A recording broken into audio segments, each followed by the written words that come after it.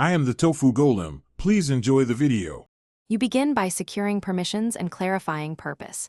You need a SharePoint admin and a defined audience so decisions stay focused. Once done, create a new communication or home site and select a clear template. This drives layout and features. Make sure to upload branding assets and prepare content placeholders so you can see real spacing. Don't linger on choices. Pick a template that fits and proceed.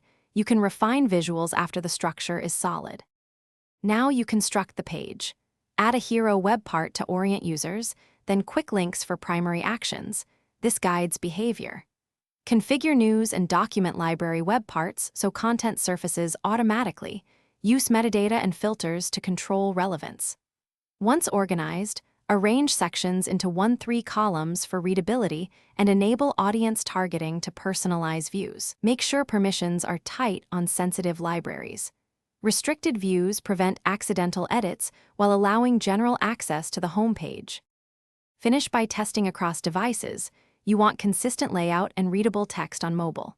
Once satisfied, publish the page and set it as the site home. Announce the launch through Teams or email so users find it. If something breaks, first clear browser cache and try another account to isolate permission issues.